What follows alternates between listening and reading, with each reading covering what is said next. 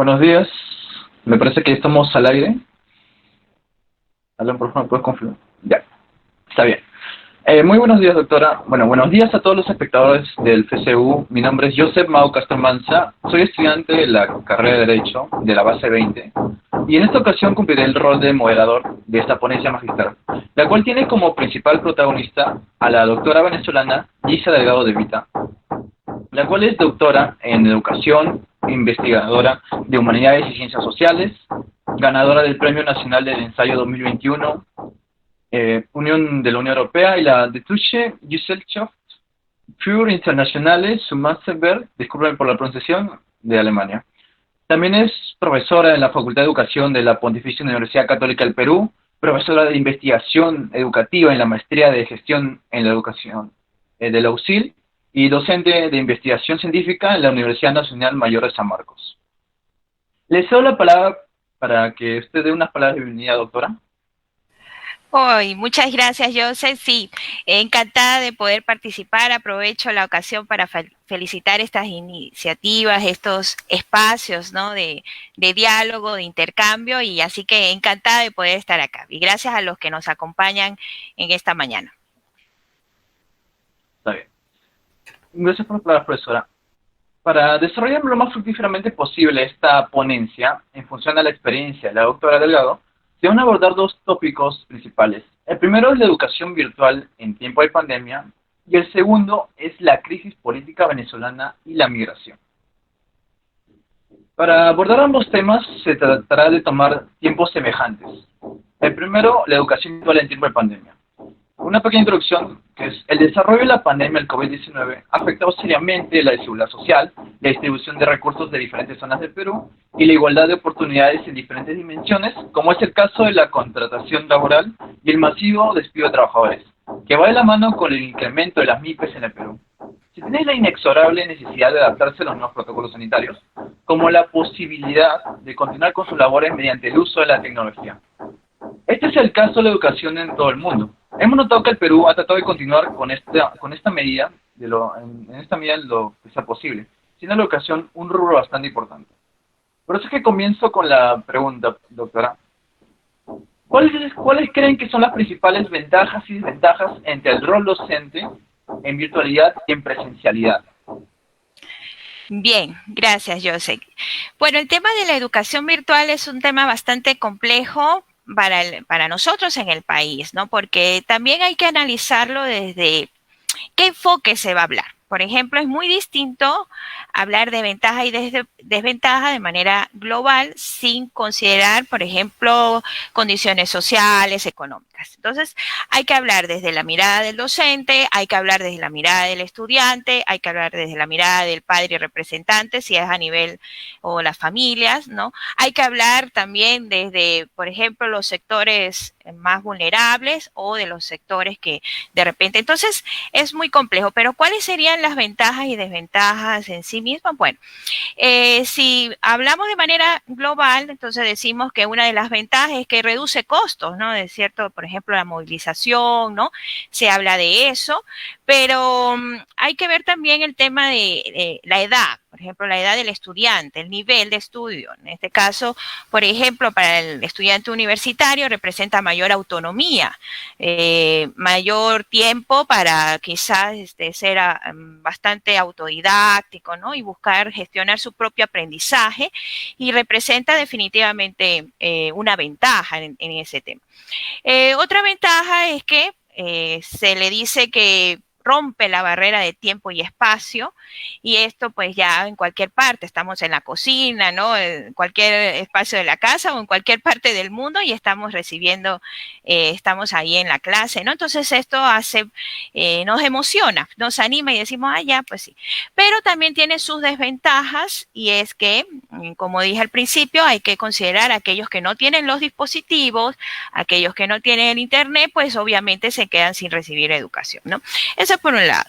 El otro tema o punto importante de la educación virtual a considerar es el aspecto de la socialización. El ser humano es un ser profundamente social. A nivel antropológico estoy hablando, ¿no? Es social, necesita del otro. Entonces el tema de la socialización se ve afectada. Entonces por ahí, tanto para los primeros niveles de educación, para el niño es fundamental el juego con los pares, ¿no? Es decir, caerse, correr, jugar, divertirse, reírse. No, eso con la educación virtual no es posible.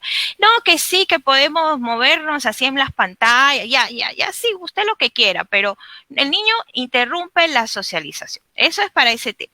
Y para nivel adulto, pues, no, yo no necesito, también necesitamos socialización. Entonces, una de las principales ventajas sería el tema de, para aquellos que no tienen los dispositivos ni las condiciones para desarrollar la clase virtual, y el aspecto de la socialización se ve interrumpido. Y esto obviamente interfiere con nuestro desarrollo integral humano, ¿no? Lo que viene a ser el bienestar socioemocional, el que no conversemos, no tengamos contacto con los otros. Entonces, yo lo veo desde esa perspectiva y habría que tener mucho cuidado porque desde dónde vamos a hablar, ¿no? Porque de repente para las familias que tienen todo el dispositivo o para el estudiante que tiene todo bien, las condiciones, la educación virtual ha sido genial. Y eso incluso lo hicimos en un trabajo acá nosotros en San Marcos con el ciclo pasado, lo estuvimos indagando, le preguntamos a estudiantes acá en el Perú y le preguntamos de otros países y vimos cómo era la percepción de los estudiantes. En otros países muy bien, el tráfico, no sé, tenían internet, tenían todo, pero para el estudiante peruano era muy distinta la percepción. Entonces, ese es el tema, ¿no? Ese es. Está bien, profesora. Más bien, claro, recalcar esto, ¿no? De la sociabilidad. Y bueno, las principales ventajas que vienen a ser las condiciones que, bueno, que tienen los estudiantes y también eso de la sociabilidad. Más bien esto de las condiciones, usted con respecto a las, bueno, con respecto al regreso a la presencialidad, digamos en un supuesto que se regrese a la presencialidad académica, ¿usted cree que traerá consigo grandes mejorías con respecto a la situación antes de pandemia y también con respecto al desempeño del propio estudiante? Bien, bueno, qué interesante pregunta porque cuando nos enfrentamos a la educación virtual suele tenderse dos enfoques dicotómicos. Por ejemplo, un enfoque de que la educación virtual es la panacea, es la solución, llegó a nuestras vidas y todo es feliz y todo es optimismo puro y todo es posible. Y ese es un discurso que he observado que se da en medios de comunicación, en redes sociales sobre la educación virtual. Llegó para quedarse, bueno, innovación, el mundo nos espera, el mundo de la globalización, Y está el otro discurso que es contrario, que es el del pesimismo, ¿no? De que, ya no, la educación virtual, la automatización y todos estos procesos tecnológicos incorporados a nuestra vida nos va a reemplazar, es lo peor que nos puede ocurrir. Eso también son visiones dicotómicas y opuestas, entonces eso no nos ayuda a ver con claridad. Nunca nos ayuda, los extremos nunca nos ayuda a ver con claridad. En ese sentido, no puedo decir que va a representar la mejoría, ni tampoco la presencialidad va a garantizar eso, porque es que el tema de la educación virtual viene a ser acelerada en nuestro país a raíz de la pandemia, ¿ya? Pero la pandemia no es que hizo que nosotros estuviéramos mal a nivel educativo o quizás a nivel del tema económico, no, es que visibiliza el tema, es decir, es que no, quizás algunos lo habían notado, otros no, lo aceleró, lo visibiliza y en ese sentido no es que viene a dañarle, sí, malogró la educación. No. Es que veníamos con problemas. Ya, entonces, el retorno a la presencialidad hace referencia a que sí se han, en este caso, acentuado diversos problemas. ¿Qué problemas se han acentuado con la educación virtual en pandemia? El tema de la salud mental. Hace poco el MINSA publicó el informe de cierre de las estadísticas de la salud mental con unos resultados abrumadores. Niños, por ejemplo, de edades de 1.5 años a 5 años ya están presentando dificultades. Los niños de 6 años a 9 años están presentando dificultades. Estoy hablando de salud mental. Entonces, decir que la presencialidad va a solventar el problema tampoco es que es la panacea, pero sí va a lograr mitigar algunas situaciones que se dieron en el hogar, es decir, en la educación virtual mientras está en el hogar. ¿Por qué? Los padres no tienen digamos, la preparación en su mayoría para acompañar el proceso educativo de los niños, ¿no? Los espacios en los hogares no son los más óptimos porque hay distracciones, no es el espacio ideal. Entonces, lo que sí puedo decir es que y retornar, ¿no?, a esta semipresencialidad, no voy a hablar de que va a representar lo mejor, pero sí va a ayudar mucho porque algo como educadores que hemos descubierto, o bueno, yo ya lo sabía hace mucho, pero, y muchos del gremio, vamos a decir, lo sabíamos, pero quizás ahora ya es, no lo podemos ocultar, y es que el aula de clase es el espacio ideal para el niño, es decir, se ha visto que garantiza protección, garantiza la atención para los niños o los estudiantes en cualquiera de las edades. Entonces el espacio intencional para eso. Y por lo tanto es un espacio muy necesario para la convivencia humana y muy necesario para el desarrollo humano. Entonces, con esto de la pandemia, hemos hablado de que están en el hogar, que están en la casa y que es mejor estar. Eso es para algunas familias. Por ejemplo, familias que están hacinadas, que no tienes, estás con el teléfono, y esto es testimonio vivo de los estudiantes, estás con el teléfono, está acá atrás tu papá, tu mamá cocinando, entonces no está en el ambiente adecuado. Entonces, decir que la presencialidad va a resolver el problema tampoco es así. No, tampoco lo va. Seguimos con los mismos problemas estructurales, pero quizás va a mitigar un poco el tema de la socialización, el espacio, sentirnos bien, tanto el docente como el estudiante. Porque algo que te digo, yo sé, y aprovecho acá, uno de los aspectos, y voy a hablar de manera personal, que a mí en lo particular me ha afectado con la educación virtual ha sido justamente no ver a mis estudiantes. A mí me ha afectado muchísimo. Claro, porque no les puedes, sí, no le puedes exigir. Mira lo que me está pasando. Cuando regresemos a la presencialidad, yo no voy a saber quiénes son mis estudiantes en sí mismo. Es decir, pude haber visto la foto, ¿no? Ahí le vi. Pero voy a pasar por un lado y no, es muy distinto cuando estabas en presencial, que lo veías, hablabas, ¿no? Con las chicas, con los chicos, y ya lo ves en otro espacio. Ah, hola, ¿qué tal? Ya, es tu estudiante, ¿no? Pero ahora no has podido obligarlo a encender la cámara, por ejemplo, por esas mismas condiciones sociales en las que está, no sabemos su hogar, ¿no? Y entonces ya invade tu privacidad. Entonces, ¿qué pasa? A veces nos encontramos en un monólogo, ¿no? Entonces, esto definitivamente se reduce con la presencialidad, ¿no? Ahí estamos con el estudiante en tú a tú y entonces podemos interactuar, ¿no es cierto? Pero decir que la presencialidad va a solucionar los problemas que tenemos estructurales, no me atrevería a decir eso. ¿Va a mitigar o quizás va a disminuir el impacto de algunos que se acentuaron con la pandemia? Sí. Bueno, gracias por el punto de vista, profesora. Ahora me acaba de cambiar todo mi Sí. esquema que tenía. Sí, porque Sí, a veces yo, tiene razón, por ahí no, hay memes, yo sé, por ahí que dice que las clases virtuales se volvieron una sesión espiritista. Y yo veía, pues esos son los estudiantes que también me comparten esas cosas. Y yo veía y me reía porque decía, Juan, ¿dónde estás?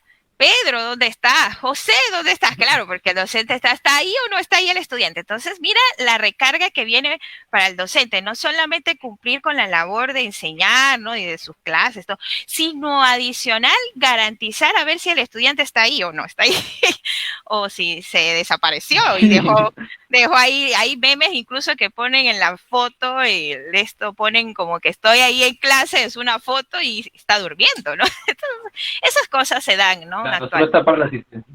Sí, sí, para la asistencia, correcto. Eso se da.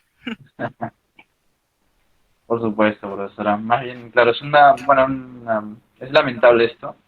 Pero bueno, también con respecto a eso de la salud mental de los niños, que eso es bastante importante, ¿no? Por su desarrollo próximo, porque se supone que la etapa inicial es la etapa, digamos, una de las más esenciales para el desarrollo humano. Así Pero, es. bueno, está bien. Estas estadísticas son, bueno, yo tengo un punto crítico respecto a las estadísticas, ¿no? No nos debemos conformar solo con números, ¿ya? Por ahí el ciclo pasado estuvimos eso, no sé si no recuerdo con cuál sección estuve trabajando esto, ahí hablábamos, ¿no? Si el dato mata el relato. Dato mata el relato, ¿no? Era la discusión. El dato nunca mata Claro. el relato. Es decir, el dato está ahí, no, perfecto, sirve para interpretar, pero las estadísticas te están dando un indicador, sin duda alguna. Ahora hay que hacer un abordaje cualitativo, ¿no? Entonces, si la estadística te está diciendo que de los niños del 1.5 de edad a 5 años ya está dando indicios de depresión, y los niños de 6 años a 9 años, que lo publica el MINSA, o sea, es un documento oficial de una muestra, estamos hablando de una muestra de 10.177 niños, entonces, nos está dando un indicador, un indicio, ¿no? Ahora vamos a ir a ver, ¿no? De qué se trata, qué es lo que está pasando. Entonces, todos hemos sido afectados con esta pandemia, ¿no? Directa o indirectamente. Entonces, de repente no te has enfermado, no has sufrido que en tu familia te hayas quedado desempleado, este tipo de problemas, ya. Pero entonces el encierro generó otros problemas, ¿no? Entonces, ese problema lo tenemos latente ahora en el país. Y pienso que la educación que vendrá, esta educación que se está pensando ahora con el retorno, con modelos híbridos, tiene que pensarse mucho en el factor emocional. Ese es el factor más importante. Y no quiero decir con esto que el tema del conocimiento no sea relevante. Siempre lo será, ¿no? Porque para eso es el espacio académico. Pero ahora se incorpora un nuevo elemento igual o más importante, y es el tema de la salud mental, el tema emocional, el tema de sentirnos bien, es decir, de tener un desarrollo socioemocional adecuado. La verdad, sí, bastante impactante lo que está mencionando, profesora. Así Yo me quedo es. un poco choqueado por lo que Sí. está mencionando y, claro, no, desde mi casa no lo puedo saber porque, como usted dice, no tienen que hacerse encuestas y todo eso para estar, no, como dicen, tener el dato y también pues comprobarlo con el relato que se tiene. Así Está es. bien, profesora. Así es. Ahora con respecto a, es justamente ese punto, ¿no? La eficiencia en la educación. Pero esta vez quisiera poner un punto de vista más extrapolativo, que es, ¿qué opina usted con respecto a la deficiencia de educación que supuestamente hay, o bueno, supuestamente reciben los pobladores ubicados en lo que sería el Perú profundo? El Perú profundo se entiende como, Jorge González lo decía, como el Perú que está alejado de Lima, o sea, el Perú que no es reconocido, digamos, como el caso de varias zonas de la sierra o varias zonas de la selva. ¿Usted cómo cree que, bueno, cómo cree, o qué opina sobre esta deficiente educación que reciben?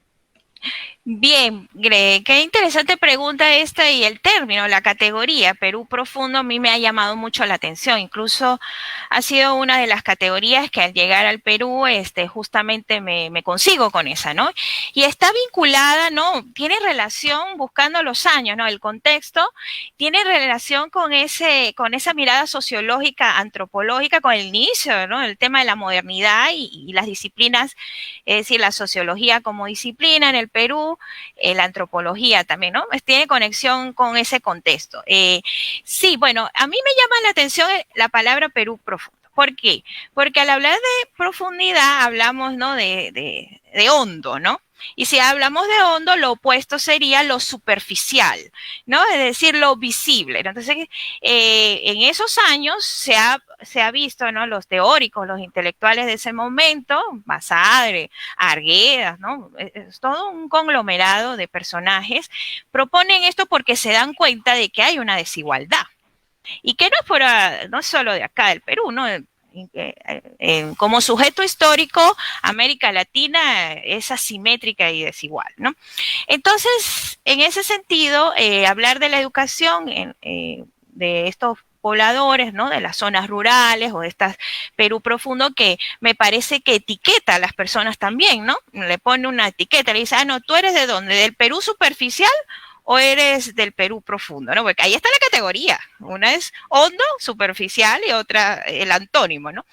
Entonces, primero lo etiqueta, ¿no? Por ahí tengo algunas discusiones al respecto ya. Pero el tema es hablar de la educación muy mal, porque entonces esto, yo te puedo decir que hay un estudio que realizaron en España que a mí me interesa, Olazábal, un profesor de la Universidad de Barcelona, hace que en el mes de junio me parece, donde él hacía un reporte de cuáles eran las brechas que se daban en España. ¿Ya? Pero leyendo un poco el informe, es otro contexto nosotros en el Perú, ¿no? Y respecto a la educación rural, ¿no? Pero hay puntos clave. Por ejemplo, las brechas que pues se marcan más. Si antes los pobladores de las zonas rurales, y porque tengo tesistas que son de allá, A propósito, acá hay un espacio. El tema de la educación virtual también representó una oportunidad para algunas personas de la sierra o de la selva que no habían podido realizar sus estudios, por ejemplo, de maestría, y que bueno, con la educación virtual dijeron, ya, pues ahora sí vamos a poder estudiar porque no vamos a viajar, ¿no? Mira lo interesante. Por eso las visiones, Pero, sí, ambivalentes de que bueno o malo, a mí no me gustan. Yo nunca estoy con esas posiciones de que o es bueno o es malo. Siempre hay que buscar el matiz a las cosas. Entonces, para estas personas representó una oportunidad, ahora están haciendo estudios los que pueden, ya. Entonces, lo que estaba ya en desventaja de las personas de las zonas rurales, ojo también, voy a decir, desventaja respecto a las condiciones de repente que tiene el que está en Lima, porque el de la zona rural tiene otras ventajas. ¿Ya? Bueno, no podemos verlo como que es el que no tiene, no, tiene otra riqueza. claro. El niño del campo tiene otros conocimientos que no tiene el niño rural, por ejemplo. El niño del campo ha visto cómo nace un animal, ahí. Ve cómo pone huevo la gallina, está en la chacra. Ese conocimiento, ese saber no lo tiene el niño urbano, lo tendrá, pero no todos. O lo ha visto en pantalla. El niño del campo lo tiene ahí, in situ. Entonces, estoy hablando en términos de que son los que han vivido, de alguna manera, la brecha se ha incrementado con esta educación virtual, pero yo lo veo muy mal. Lo veo muy mal porque la educación es un derecho humano. Se debe garantizar educación de calidad para todos y para todas. Entonces, garantizar educación de calidad para todos y para todas, independientemente si es en el profundo o en el superficial, o si es allá o aquí, es para todos por igual. Entonces, por ahí hay un tema de derechos humanos bastante polémico, porque implica la movilización de ciertas políticas públicas educativas que tienen que darse sí o sí, porque no puede haber ciudadanos que reciban mejor o peor educación. Cuando se trata de un tema que la educación, repito, para estas edades es un derecho fundamental. Entonces, por mi parte veo el tema bastante complejo.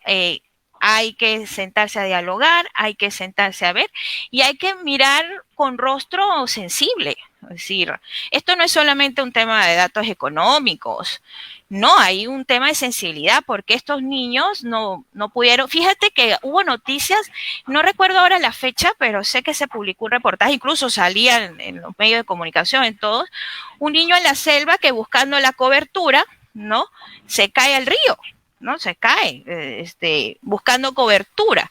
Entonces, bueno, esto es un tema de verdad que a mí me da mucha pena y me entristece, ¿no? Que saber que de repente no todos los niños puedan acceder a una educación de calidad. Yo como educadora, obviamente, me preocupa, me preocupa. Entonces, ese tema del Perú profundo es un tema que no debería ser de Perú profundo, debería ser un tema de todos, ¿no? Un tema de sensibilidad para todos los ciudadanos del Perú. Es lo que puedo percibir, ¿no? Por supuesto, la verdad es bastante lamentable esto. Pero como usted dijo, ¿no? Que no se puede ver ni como bueno ni como malo, sino hay que plantear la matiz de lo que está sucediendo y bueno, tratar de accionar con respecto a ello. Más bien, quisiera recalcar algo que usted mencionó antes, ¿no? Sobre sus estudios con países extranjeros. Y sería con respecto a experiencias con otros países. ¿Cómo usted cree que es, o sea, en función al extranjero, a los países extranjeros, cómo cree que se podría mejorar la educación virtual en tiempo de pandemia? En nuestro, bueno, por lo menos acá en el Perú.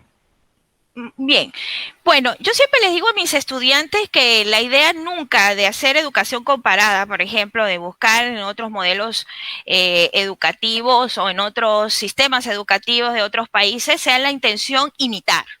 Veo muy mal ese tema porque imitar implicaría que voy a coger de allá y voy a encajar acá. Y nosotros acá somos diversos, es decir, tenemos otra historia, otro contexto, otra forma, otras personas. Entonces, eso no va a encajar por igual. Entonces, imitar como tal no, pero sí es bueno ver, ¿no? Hacer una panorámica. Ah, mira, cómo se está desarrollando esto acá, acá, acá. Y esas ideas, ¿no?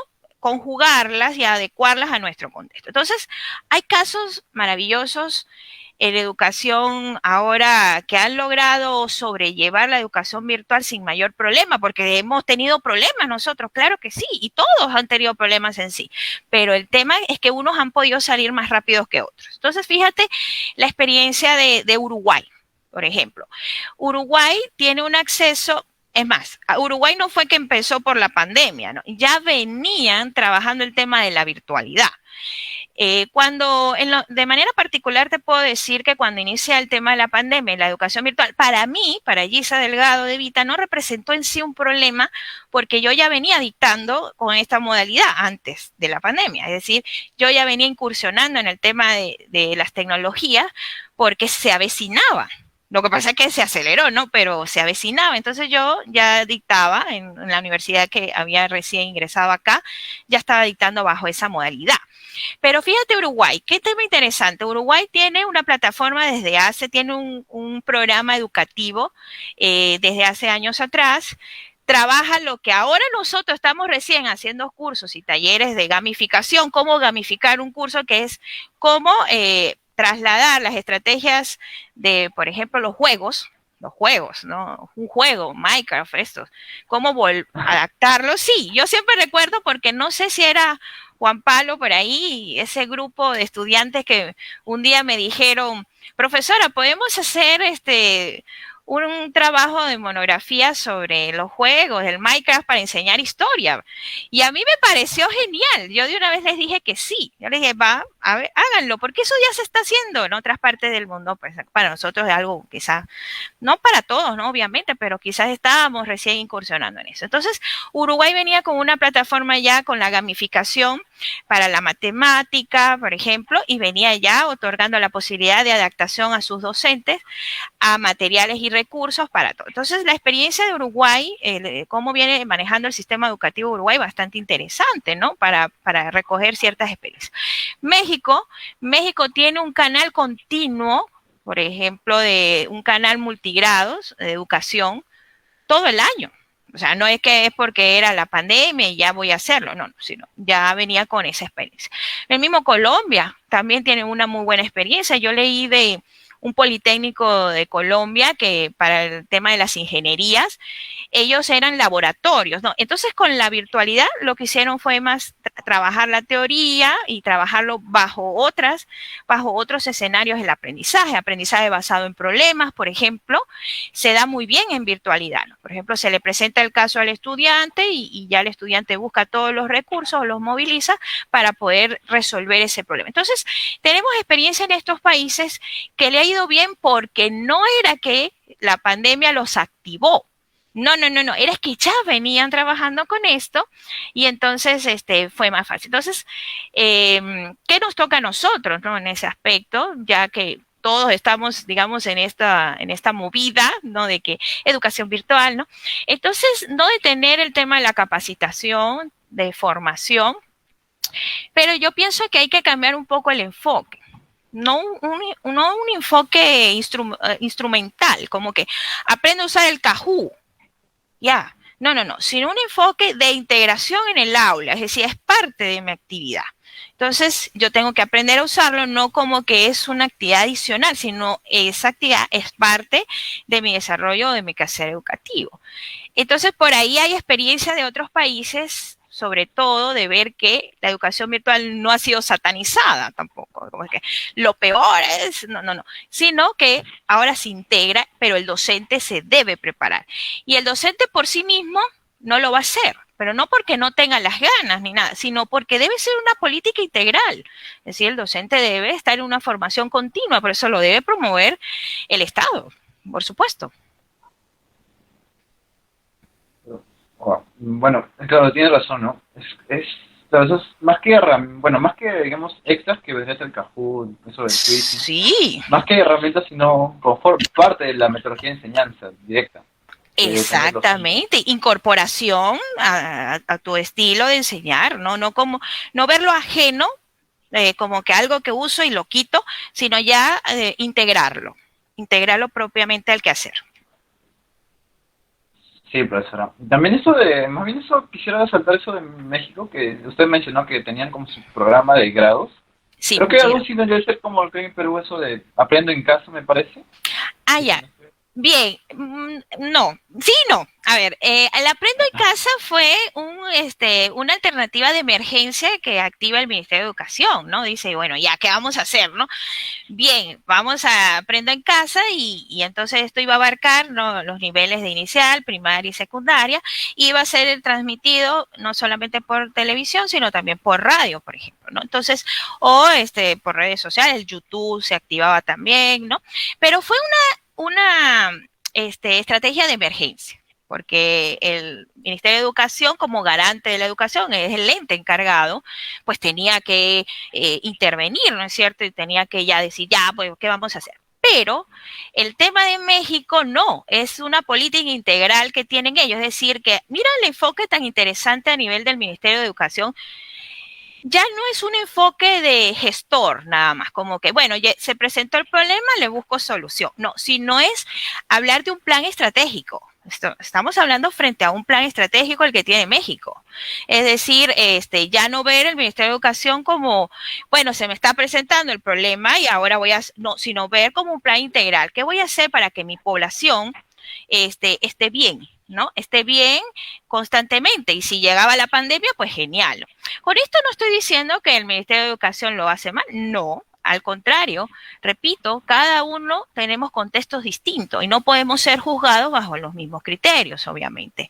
Pero algo que quiero mencionar y recalcar es esa visión gestora, nada más me parece que no, ya no debe ser así. Debe que ser una visión estratégica, es decir, ¿qué quiero de mi ciudadano? Para eso está el proyecto educativo integral.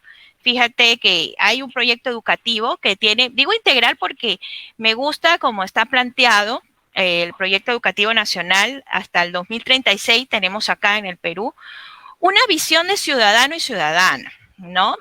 Hay unos ejes para trabajar en función de ello. Habla, por ejemplo, de la investigación, del desarrollo sostenible, habla del bienestar socioemocional, de la ética, de la convivencia. No, es muy lindo realmente el documento, pero no podemos verlo como un enfoque naturalista, ¿no? Como que todo se va a ir dando, no, sino tienes que ser estratégico y definitivamente el Aprendo en Casa fue una medida estratégica, pero no representa la educación virtual en sí misma, es decir, la lógica que implica ello, ¿no? Mm, está bien, profesora, más bien gracias por esa aclaración. Uh -huh. Y también quizá otro punto a resaltar es el tema este de Uruguay, porque, bueno, como se sabrá que Uruguay tiene una población más pequeña que la de Perú y es un poco, Sí. bueno, es como un poco resultante esto de que ellos, digamos, se están adaptando, bueno, antes de la pandemia se adaptaban mejor a la modalidad virtual sin, bueno, claro, sin que venga directamente la pandemia, en cambio el Perú es como algo forzoso que se tuvo que dar. Ese es un Sí. punto bastante llamativo, Sí, bastante yo sé. interesante. Justamente por eso es que no se puede comparar los países así nomás. Como que, ay, mira, de ejemplo tenemos a tal país. No, vamos a revisar cuáles son los criterios. La población, el sistema económico, el Producto Interno Bruto. Vamos a analizar, ¿no? ¿Y en qué invierte? ¿Cuál es el, entre Exacto. comillas, le dicen los economistas, gasto público? Yo le llamaría inversión, ¿no? Pública, ¿ya? Pero bueno, pero hay que sacar todos esos, en este caso, criterios para poder decir una opinión, ¿no? Estoy hablando de casos de experiencias educativas, pero por eso digo, no podemos compararnos así nomás. Tenemos una historia distinta, tenemos una población diversa, tenemos muchas asimetrías sociales, entonces no es así tan fácil la comparación. Por supuesto, no, claro, no se puede simplemente decir comparar por comparar. Se Exacto. tiene que ver distintos aspectos de, bueno, cada etapa. Correcto, correcto. Eso es lo que nosotros como docentes debemos promover en ustedes los estudiantes. El estudiante universitario no puede valerse por apreciaciones superficiales. Ya, el ejemplo de no sé qué país, una maravilla, y nosotros en el Perú, no, yo cuando me llega un estudiante al aula de clase, stop, párese ahí. ¿Por qué? A ver, si estás diciendo, fíjate bien, por ejemplo, te pongo un ejemplo. Nosotros siempre nos comparamos con Finlandia, porque Finlandia tiene un récord de mejor educación del mundo. Igual que Shanghái, Sí. por ejemplo. ¿No? Ya, pero yo le digo a mis estudiantes, vamos a estudiar a Finlandia entonces. ¿Qué hacen? ¿Qué hacen allá? entonces tienen otro sistema de vida. No estoy diciendo con esto que nosotros tengamos un sistema peor o mejor. No, sino que simplemente es otra dinámica social. Entonces hay que tomar, para hacer educación comparada hay que tener mucho cuidado y saber, hay que tener tino, ¿no? Para emitir juicios y sobre todo desacreditar, no decir que la educación nuestra es la peor o decir que es la mejor. Eso es, a mí me parece eso muy desagradable, ¿no? Yo trato de evitar en el aula de clase y promuevo que si vas a decir eso, muéstrame evidencia, ¿no? Y muestra bajo qué criterios estás comparando. Por supuesto que, claro, usted tiene bastante razón con ese aspecto, ¿no? No simplemente es comparar por comparar, sino tenemos que tener una visión totalizadora, ¿no? Simplemente Así un aspecto es. por un aspecto. A esto se le llama, yo sí, para ustedes y para, bueno, el que me está escuchando esta mañana, es una visión holística, es una, hasta aplicar la heurística, ¿no? Es decir, ya ver todos los elementos para poderlos interpretar y no irnos nada más por un criterio. Porque si nos ponemos a comparar, porque decían allá, un estudiante una vez me llegó y me dijo, ay, profesora, por favor, los docentes de Finlandia hablan 3 idiomas. Todos tienen doctorado, nuestros maestros, me decía, no, si acaso tienen la licenciatura, oye, ten cuidado, no vas a criticar al maestro de acá, que está sometido a otras condiciones. A ver, ¿qué hace el ministerio de allá de Finlandia para promover que el docente tenga doctorado y tenga 3 idiomas? Oh, por favor, vamos a estudiar esto detenidamente antes de emitir cualquier juicio. Es importante. Por supuesto, profesor, esto claro, la visión holística, ¿no? Y bastante crucial para desempeñar cada país. Sí. Más bien, quisiera, y con respecto, o sea, disculpa por la confusión, quisiera resaltar con respecto al docente peruano en sí mismo. ¿Usted cree que ante la pandemia el docente peruano, por su formación que venía de antes de la pandemia, estuvo a la altura de la situación? ¿O cree que respondió bien o respondió mal? ¿O cómo cree que respondió? Oye, bueno, te voy a decir algo. Un aplauso para todos los docentes del Perú. Un aplauso que le doy a todos en todos los niveles. De verdad que sí, de verdad que sí. Mira, esto es inédito para nosotros. Esto es una cosa que no sabíamos qué hacer, porque había entre el medio de morir, porque, bueno, se desata una pandemia, ¿no es cierto? Y no sabíamos, ahí no teníamos idea de si iba a haber vacunas y cuántas personas empezaron a morirse las personas. Bueno, imagínate, el docente es un ser humano. No hay que verlo nada más como el profesional, es un ser humano que tiene miedos igual que usted, igual que yo, o sea, entonces, no saber el desconcierto, el contexto, no saber si vamos a perder el trabajo, o sea, no sabíamos nada, y a pesar de ello, le dijeron, bueno, capacítese, aprenda a usar Kahoot, aprenda a usar Classroom, aprenda a usar Moodle, bueno, lo que tenía que usar de acuerdo a la institución, aprenda a usar esto, y que el docente se haya enfrentado a esto y logró sacar el año escolar como pudo, porque tampoco voy a decir que no tenemos problemas, sí los tenemos, pero lo logró hacer. Entonces, eso te está hablando de que hay un sacrificio del docente. Entonces yo felicito y para mí toda esta educación virtual se ha centrado en el estudiante porque el quehacer educativo está centrado en el estudiante, pero no podemos olvidar el otro actor social que es el docente. La figura del docente es clave y el docente lo hizo en todos los niveles. Y fíjate, yo sé que cuando empezó el tema de ya la activación de las clases y todo esto, posterior al anuncio de la pandemia, no todos los niños tenían, si estoy hablando a nivel de escuela, estoy hablando a nivel de educación primaria, no todos los niños tenían acceso. ¿Y qué hizo el docente? Bueno, por WhatsApp. Es decir, bueno, no tienes para Zoom, no tienes Meet, bueno, vamos por el grupo de WhatsApp. O sea, activó estrategias que nunca había hecho, que no tenía, o sea, que no lo formaron, porque a nosotros cuando nos formaron, bueno, yo también estoy hablando de hace unos años atrás, que otro de educación ahora, ¿no? Pero cuando a nosotros nos formaron como profesores, mira todo lo que pasa, no nos dieron nunca cómo enfrentarse ante un estudiante en pandemia que se le haya muerto su familia y que tenga que dejar de estudiar para trabajar. Eso no, a mí no me dijeron eso nunca, y yo estoy segura que a mis colegas tampoco. En las prácticas preprofesionales a nosotros nos muestran, es una maravilla, cómo dar clases, ay, ay, ay, todo lindo, pero no nos muestran ese lado emocional importante o de empatía hacia el otro. Entonces, el docente peruano promedio, voy a hablar, ojo, siempre hay casos particulares, aún están todavía por adaptarse a algunos. Otros le ha sido hostil el tema de la virtualidad, ¿no? Y otros pues se han adaptado, pero en general yo felicito y en cualquier espacio donde me encuentre, voy a felicitar la labor del docente peruano y de la peruana, porque, y bueno, de los maestros del mundo incluso, ¿no? Porque a pesar del miedo, a pesar del temor, a pesar de las distintas presiones que había sociales, económicas, el docente pudo sacar adelante la labor. Errores tenemos, aspectos a mejorar, no está muy formado, bueno, capacítelo, bueno, ya, hágale, pero ahí está el docente buscando estrategias, creando, sí. Pero no, actualmente las situaciones. Más bien quisiera preguntarle sobre eso bueno, enfocarnos un poco más en la educación universitaria, que, bueno, ¿cómo reaccionan las universidades? Usted en su experiencia, porque tengo entendido que estudió, bueno, en varias universidades de Perú, y bueno, trabajo actualmente en varias universidades de Perú, como se pasó la PUC.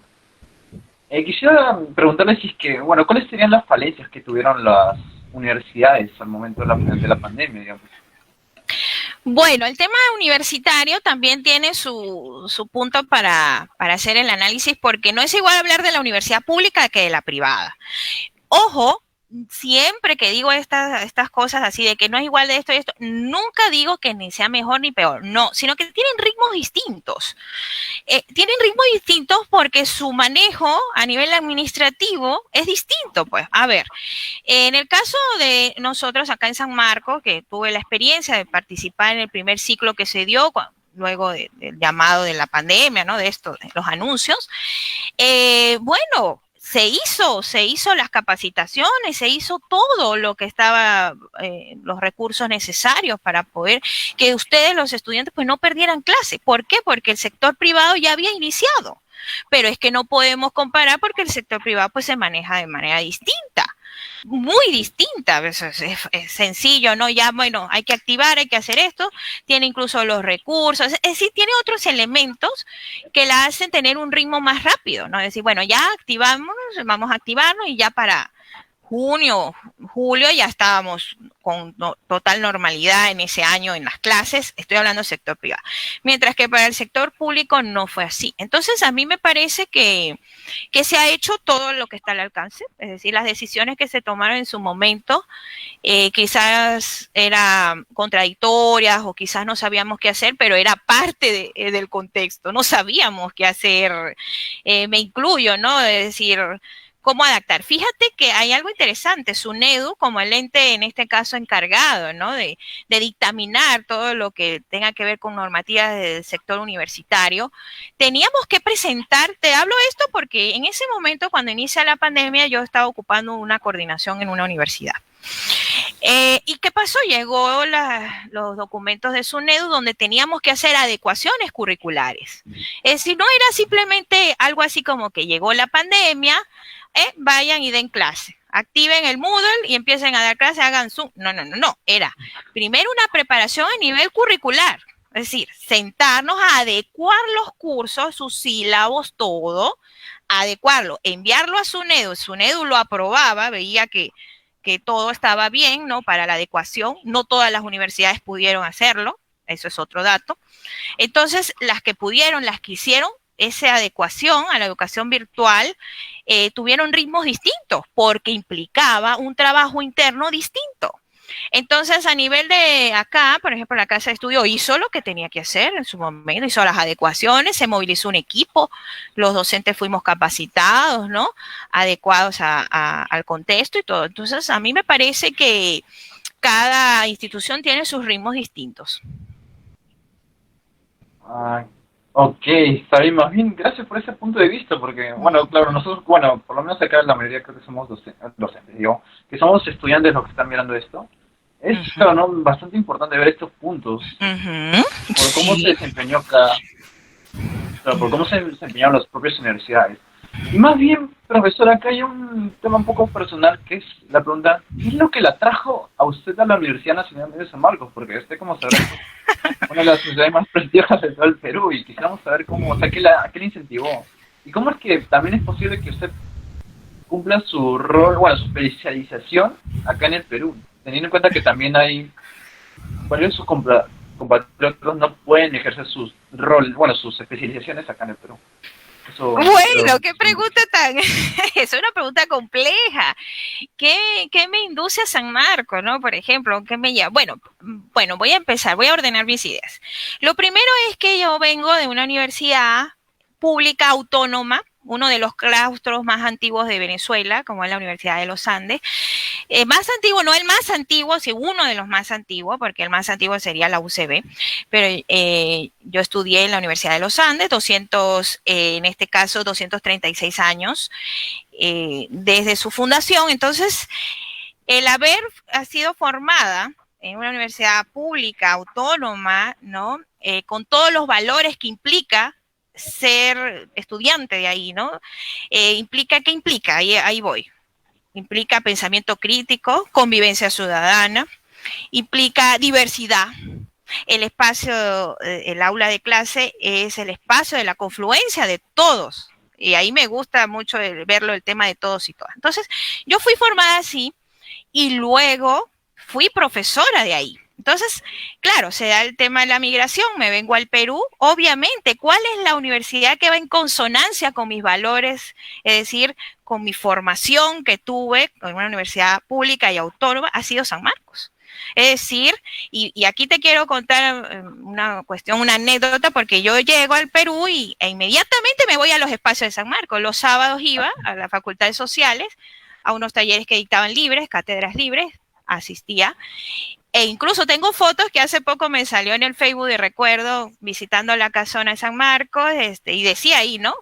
Yo colocaba, bueno, llegar aquí, pisar San Marcos para mí ha representado una cosa de orgullo y de verdad me siento encantada y fascinada, ¿no? Y a la vez lo veo como un sueño, porque quizás alguno dice, San Marcos, qué sé yo, no sé qué opinará la gente, yo no sé, pero yo me siento de verdad que con honor, ¿no? De ser parte, ¿no? De que me considere. Entonces, cuando llego, lo primero que me acerco es a San Marcos, ¿no? Entonces, porque San Marcos para mí representa eso en lo personal, ¿no? Es los valores donde yo vengo formada. Entonces, ese es uno. Punto número dos, la visión de enfoque, en este caso de aporte, ¿no? Yo cuando llegué al país, acá al Perú, mi visión siempre ha sido de aportar en los espacios donde esté. Entonces, bueno, yo quería ejercer la docencia, quería estar, y qué mejor que San Marcos, que es el de todos y todas, porque San Marcos viene a ser el reflejo de la sociedad y la sociedad se refleja en San Marcos, porque ese es en sí el tema de la universidad pública, pues. Y bueno, entonces ser parte para sí ha sido algo muy, muy importante, ha representado un antes y un después en mi vida, de manera personal. Antes y después de su vida. O sea, Sí. ¿cómo debe ser ese libro? Pues claro, porque mira, en los procesos de inmigración tú cambias de vida.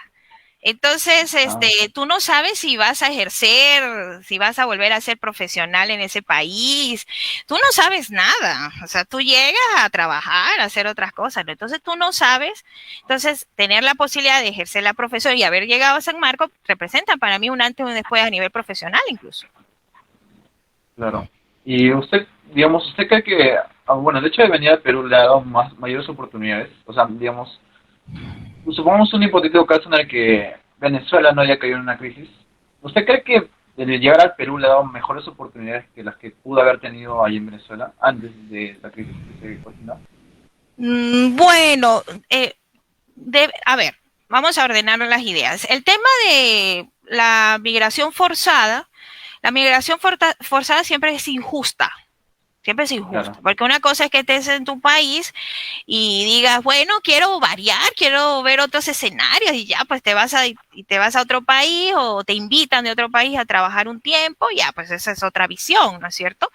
Pero cuando la migración es forzada, entonces ya representa algo que sí o sí o va en contra de tu vida. Entonces, para mí, en el caso del Perú, donde decidí vivir, ¿sí? Porque hago mi vida acá, ya tengo 5 años acá en el Perú y ha sido el lugar donde yo decidí vivir, ¿no? Porque pude haberme ido a cualquier otro.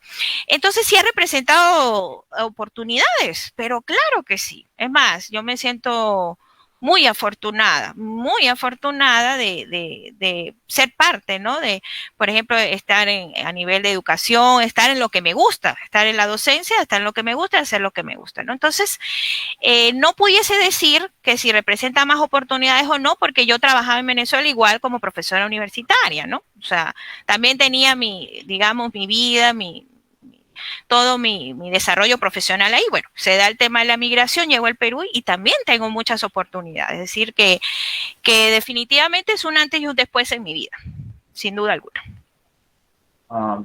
Entiendo bien lo que me manifiesta, profesora.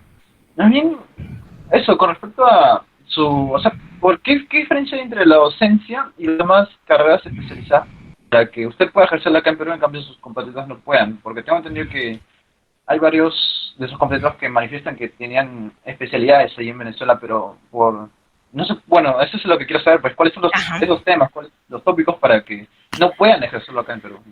Ya, muy bien. Bueno, ese es un tema bastante complejo. Para empezar, hay carreras o especialidades que no son de fácil, en este caso, reconocimiento. A ver, SUNEDU tiene establecido 2 modalidades para hacer reconocimiento de un título en el extranjero. Uno es que viene a ser el reconocimiento, así se llama, en el caso de la docencia, por ejemplo, no tienes que someterte a un proceso adicional, sino es cumplir con los requerimientos de SUNEDU, pagar la tasa correspondiente y esperar el lapso de comprobación de los títulos, todo eso. Pero hay otras especialidades, como el caso de Derecho, ¿no? O los de medicina, que sí tienen que someterse a un proceso de homologación que es distinto, es decir, al que pasa el docente.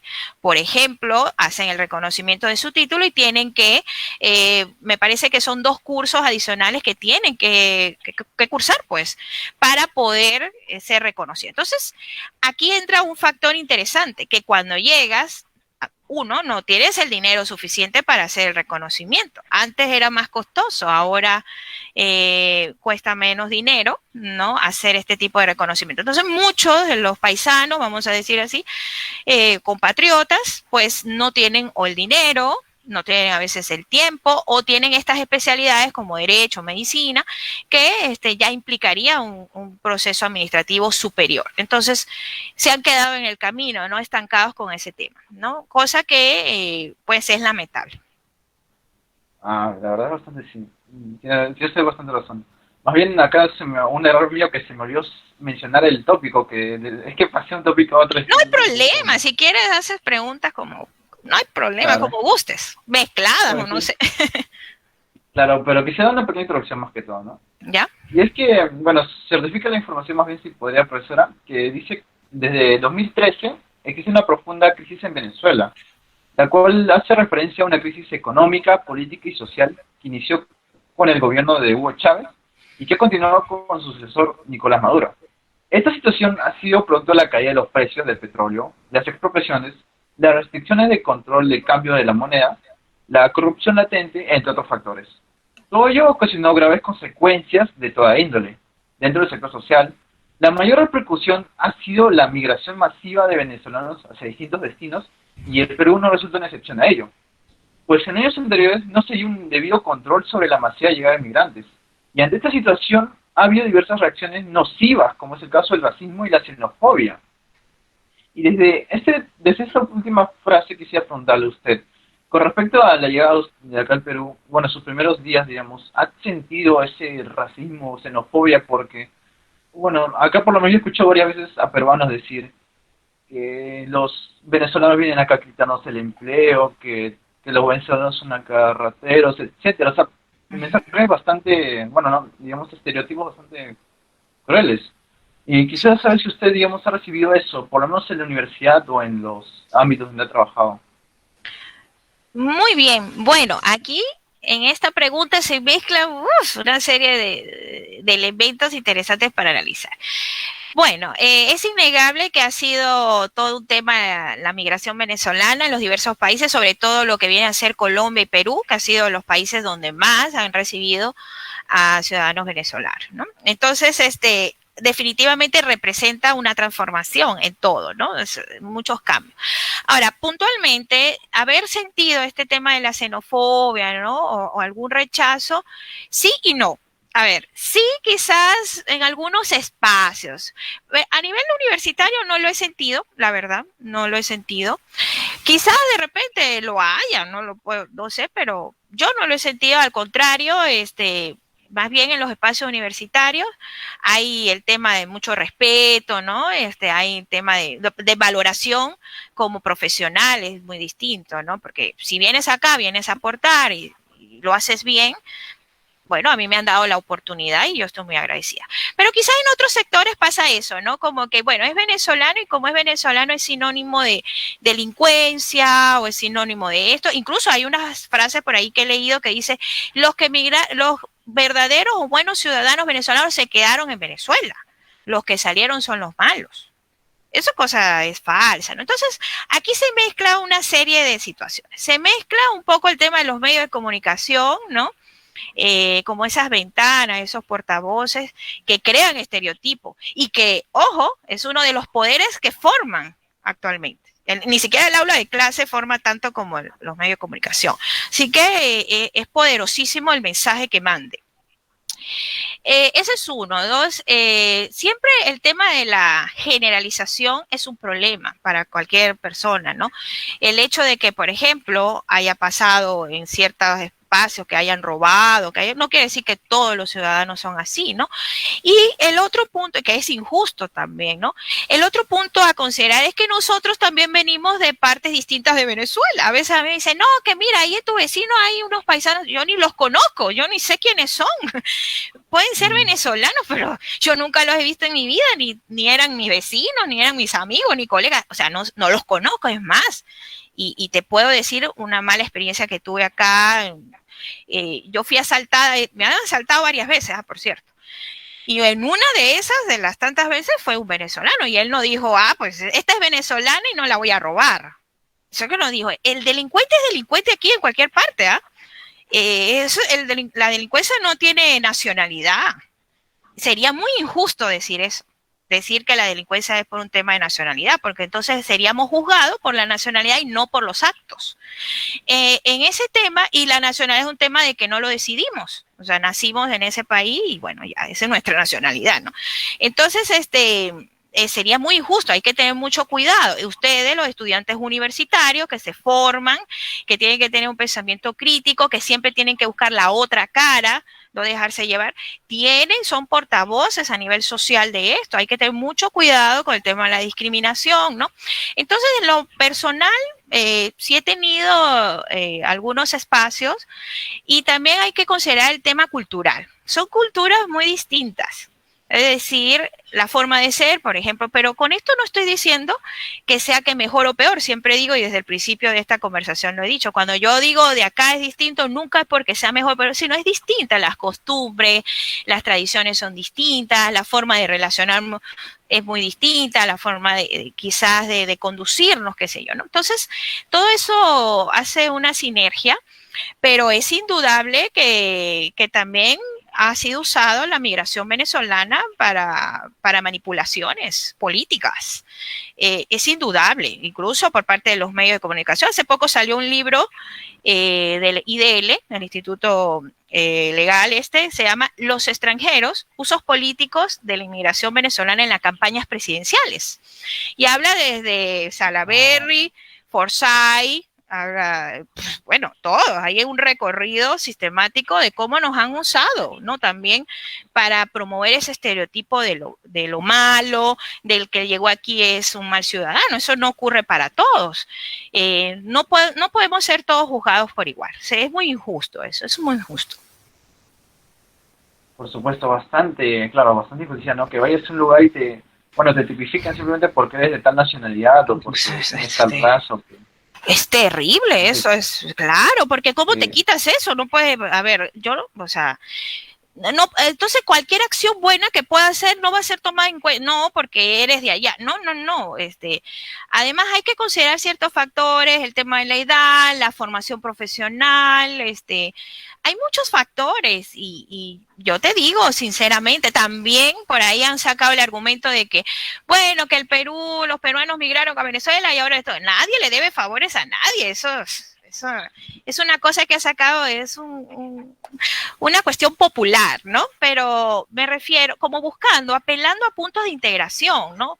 Que están bien, ¿no? Esos puntos de integración. Pero es muy injusto generalizar. O sea, yo nunca me atrevo a generalizar por decir, no, que todos son así, que no, no, no. Eso es un indicador también de tu nivel de criticidad, de investigación, de capacidad holística, de ver las diversas culturas. Si no has salido del país, bueno, no hay problema, pero entonces lee y eso te permite viajar por el mundo entero y te vuelve un ciudadano universal. Entonces te das cuenta que las personas son distintas en otros contextos geográficos, ¿no? Y entonces te da otra mirada del tema, ¿no? Te da otro asunto, otra forma de resolver el asunto. La verdad que sí. Más bien con respecto a bueno, a la crisis política que hubo ahí en Venezuela, quisiera, por favor, preguntar, bueno, si es que puede, ¿no? Preguntar cómo es que usted lo sintió en primera instancia, o sea, el hecho de saber que ya no puede, bueno, que no puede mantenerse en su país de origen porque, bueno, la situación está súper complicada y tiene que mudarse a otro lado. O sea, quisiera Sí. saber cuál fue su experiencia con su familia, qué es lo que sintió. Eso es sí, lo que le Bueno, pregunto ahorita, sí. perdón. Sí, bueno, te comento que esto, bueno, lo sentimos todos, ¿no? Unos desde diversos escenarios ya, pero ¿qué pasó en el país? Bueno, un deterioro en todos los aspectos, ¿no? Y lo más clave fue la parte económica, ¿no? Eso fue un detonante. Cuando yo emigré, en ese momento era que no había productos, era que no había nada, o sea, o tenías que hacer largas colas para adquirir un producto. Entonces ya la vida por ahí se te hace complicada, ¿no? Pero años después, o tengo entendido, ¿no? Porque siempre me mantengo en contacto, entonces ahora es que sí hay de todo. Ahora la situación en Venezuela es muy distinta, hay de todo, ¿ah? Pero todo está en dólares, entonces no, el ciudadano promedio no lo puede adquirir. Antes era que no tenías el dinero, tenías los bolívares, pero no había el producto, ¿no? En ese contexto salí. Y obviamente cuando se tomó la decisión como familia, porque yo me vine, migré con mi mamá y mis dos hijos, pues no fue nada fácil, porque primero eso implicaba que ibas a abandonar tu vida, o sea, tu casa, yo ya tenía mi departamento, mis amigos, mi familia, mi biblioteca, que siempre la extraño, por cierto, siempre recuerdo mis libros, ¿no? Mi vida, pues, ¿no? Entonces, y no solamente de pensar en ti, porque a ver, uno solo dice, ya, pues me voy, hago otra vida y listo, ve a ver qué me consigo, sino que implicaba a otro, por ejemplo, mis hijos, cómo iban a adaptarse a este nuevo escenario, ¿no? ¿Qué tanto le iba a poder garantizar educación a mis hijos, ¿no? Todas esas cosas se te vienen a la mente para tomar una decisión de esta. Pero hay, sin duda, hablar del tema de la migración es un tema netamente humano, es decir, tú vienes destrozado, tú vienes que el país, o sea, vienes pasando una situación muy compleja, muy difícil, y tomar la decisión es una cosa que tiene dos enfoques. Por ahí nos han dicho cobardes, por ahí veo en las redes sociales, son unos cobardes, se debieron haber quedado en su país. Yo veo esos comentarios en las redes sociales. Para otro es heroísmo, valentía, iniciar de cero en otro país, ¿no? Bueno, el tema del enfoque como se interprete, no hay problema, pero para efectos psicológicos nuestro, en mi caso en particular, representó un quiebre en mi vida, ¿no? Un quiebre emocional, o sea, porque primero irme, dejar parte de mi familia, dejar mis cosas, mi vida, y como dicen por ahí el cliché, ¿no? Llevar todo en una maleta, pues es así, ¿no? Te traías tres mudas de ropa, tal, lo que te podías traer, ¿no? Y listo, y ya acá tenías que empezar de cero. Eso tiene una incidencia y la situación de la migración a nivel psicológico es igual del duelo. son las mismas etapas del duelo a nivel psicológico. El duelo, te enfrentas al sufrimiento del familiar que muere o de la persona amada, no sé, y después empieza una negación, después hasta que te logras estabilizar emocionalmente. Entonces, esa parte es dura y los medios de comunicación no la relatan. Entonces, te relatan el dato, ¿no? De robó, no robó, o sea, enfocan nada más lo malo, pero la parte sentimental de todo eso, de que nos ha tocado duro, como a muchas personas, obviamente, pues esa parte tiene otro rostro. Entonces, mi familia lo asumió, mi mamá, que era una persona educadora también y jubilada ya en Venezuela, pues nada, me dijo, ya, pues vámonos, pues ya, ¿qué vamos a hacer? ¿No? Vámonos porque nuestro nivel de vida pues se había deteriorado, ¿no? Entonces, así tomamos decisión y afortunadamente cuando yo me vine pude traerme también con lo que viene a ser la postilla de la Haya, ¿no? Mis títulos, y pude tener una preparación para migrar, cosa que no le ha pasado a los que han llegado en los últimos años. Han migrado así como huyendo, ¿no? Pero cuando yo me vine, había una preparación, es decir, yo había estudiado, había revisado a nivel histórico el Perú, por ejemplo, ¿no? Que cómo eran las cosas acá, ¿no?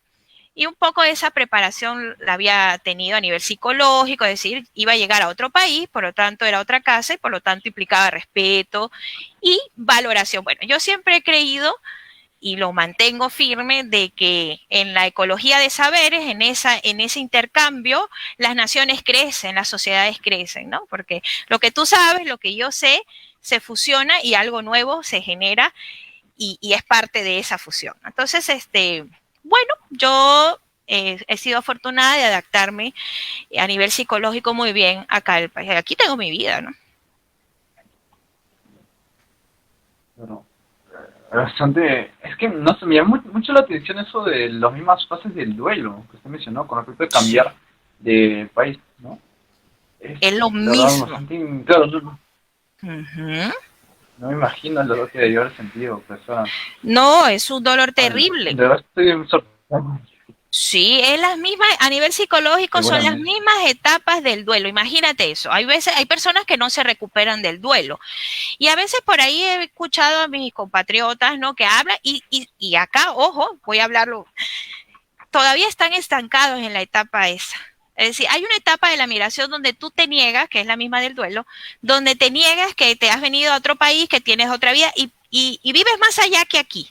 Es decir, andas pendiente de las noticias de allá, no sabes nada de aquí, sabes todo de allá. Esa etapa la tienen muchos de mis compatriotas y piensan que están traicionando al país, ojo con esto, con mucha responsabilidad lo digo, piensan que traicionan al país por el hecho de adaptarse al nuevo, cosa que no es así. Bueno, yo no lo vivo así. ¿Qué dije yo? Es mi nueva vida.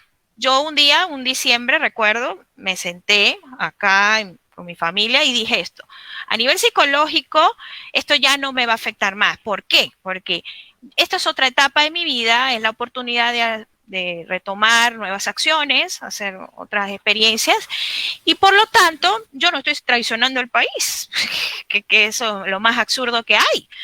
Yo sigo siendo venezolana y sigo queriendo a donde nací a las personas, o sea, eso no ha variado nada, pero me adapto a lo nuevo y ya comemos las cosas de acá. Hemos incorporado a nuestra mesa productos de acá como parte normal nuestra, ¿no? Es decir, y la música, a mí me fascina la música de acá, ¿no? Entonces, bueno, hay todos unos elementos culturales que se involucran y que no todos están preparados todavía. Mis compatriotas, muchos de ellos están en esa etapa de negación y están apegados y sobre todo con la esperanza de volver pronto. Y bueno, yo no quito esa esperanza, obviamente, todos queremos que Venezuela mejore, pero yo a nivel psicológico un día dije, no, esta es mi vida y aquí la asumo. Y eso me ha ayudado, ha sido para mí liberador, ha sido maravilloso para mí, muy liberador a nivel emocional. Bastante, claro, muy grata su experiencia que nos está contando, profesora. Y quisiera, claro, ¿no? Ese aspecto que usted mencionó de que usted se preparó psicológicamente para venir al Perú, o sea, ver su historia, ver sus costumbres, ¿no? Y tener que, bueno, tener Sí, esa idea, ¿no? De que estás viendo un lugar totalmente nuevo, digamos, pero había con un poco de experiencia ya Claro, yo no bueno, más, leído ya. cuando venía yo decía, tengo que ir a visitar Caral, porque Caral representa el cambio de la historia universal. La antigua civilización de Caral no solamente es de los peruanos, es patrimonio de la humanidad. Entonces, cuando yo estaba en Venezuela decía, no, llego allá al Perú, más que Machu Picchu, ¿ah? Y yo decía, yo tengo que visitar Caral y tengo que ir a San Marcos. O sea, había puntos que yo me había establecido desde Venezuela en llegar acá, ¿no? Entonces, es valorar dónde estamos, la tierra que habitamos. Entonces, este es para mí, yo me asumo parte de acá. Yo incluso no me asumo, eso también creo que me ha ayudado a nivel psicológico. Yo no me asumo externa, yo me asumo parte de acá, porque es que soy parte, hago vida activa acá y en todo, ¿no? Como ciudadana, ¿no? Cumpliendo con todo lo reglamentario, lo del marco jurídico, que si los tributos, que si, o sea, todo, pues mi vida está acá. Entonces, a nivel psicológico yo sí me preparé y creo que eso es una fortaleza que he tenido. Entonces, cosa que no lo han tenido otros y por lo tanto la integración no ha sido adecuada. Por supuesto, eso sí tiene bastante razón, ¿no? O sea que, claro, el hecho de saber, estarse preparando, estarse Sí. sintiéndose propia del país. De hecho, Sí. es bastante agradable eso, porque creo, bueno, usted he visto bastante, bueno, en sus clases he visto que se empeñan bastante bien con los compañeros, bueno, con mis compañeros, justamente a mí. Mis estudiantes son el motor de mi vida, todos, desde los que dejé en Venezuela, que todavía tengo contacto con ellos, y los de acá, es más, mi práctica docente ha sido por mis estudiantes, las enseñanzas que me generan día a día. Y yo me llevo muy bien con mis estudiantes de acá. Con ninguno he tenido ningún inconveniente de nada porque siempre ha habido el respeto. El respeto y a mí me parece eso fundamental. Además que los estudiantes yo los veo como ese tesoro que es del país, ¿no? Yo lo veo así como educadora. Digo, esos seres humanos que están ahí, tengo 35, no sé, los que tengan en el aula, digo, son los próximos ministros, los próximos congresistas, ¿ah? Los que van a estar de embajadores, eso, ellos son el motor del país. La verdad, muchas gracias por sus apreciaciones, profesora. Que es bastante grato hablar con usted bueno, esta mañana. Bueno, yo les Y, agradezco el espacio, mucho. claro, a la gente que es universitario.